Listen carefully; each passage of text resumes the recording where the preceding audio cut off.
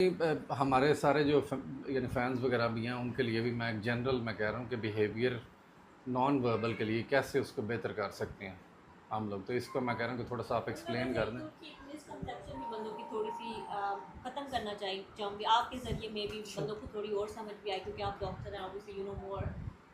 कि अक्सर मुझे बहुत सारे मैसेज आते हैं कि फ़लानी दवाई दे दें तो बच्चा हाँ। फ़लाने डॉक्टर के पास ले, वो ऐसी दवाई देगा कि हफ्ते में आपका बच्चा बोल पड़ेगा।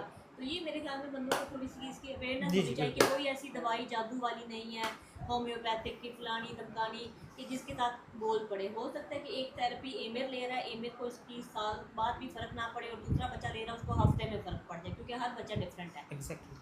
तो नहीं अगर आप थोड़ा इस बारे में एक्सप्लेन कर देखिए, दें। ये तो जहाँ ऑटिज्म में बहुत सारे मिक्स या मिसकंसेप्शंस हैं, उसमें एक ये बड़ा मिसकंसेप्शन है कि स्पीच से रिलेटेड कि जी फलां मेडिसिन दें, होम्योपैथिक दे दें, फोलिनिक एसिड के बारे में जी। बड़ा ये अभी क्लेम किया जा रहा है कि ये देने से बच्चे बोलने लग जाते हैं। जी। ओमेगा 3 है, तो एक लॉन्ग लिस्ट है। तो जहाँ तक ये मिसकंसेप्शन है, ये टोटल मिसकंसेप्शन है कि मेडिसिन का स्पीच बिल्ड के साथ कोई रिलेशन है, ऐसा कुछ नहीं है। स्पीच जो है, अब ये भी एक सोचने वाली बात है, स्पीच डिले क्यों है।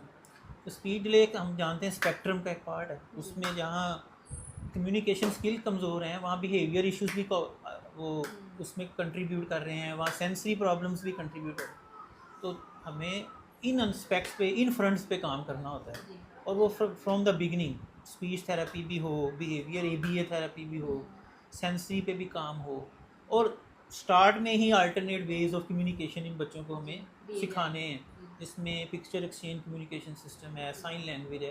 क्योंकि वही बात है कि ये प्रिडिक्ट करना बड़ा इट्स हार्ड टू प्रिडिक्ट कि कौन सा बच्चा कब और कितना बोलेगा जी। या जी। वर्बल होगा नहीं होगा। तो पहले तो ये कॉन्सेप्ट था कि अगर हम अर्ली स्टेज पे ये अल्टरनेट वेज कम्युनिकेशन शुरू करेंगे तो बच्चे की स्पीच बिल्ड नहीं होगी, लेकिन अब चेंज हो गया। जी। अब तो ये कहते हैं जितना अर्ली कि करेंगे जितना अर्ली करेंगे it does not only helps in communication.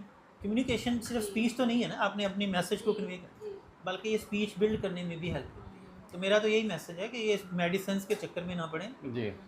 Specially कि मेडिसिन देते रहें और आप मेन जो चीज़ है थेरेपी उसको इग्नोर कर दें जी। कि जी। इससे बच्चा बोलने लग जाएगा, होम्योपैथिक हो या कोई मेडिसिन हो। ये डजन हाँ इट्स अ मिथ है। मिसकंसेप्शन। हाँ, यही हमारा भी अपना भी यही है। एग्जैक्टली।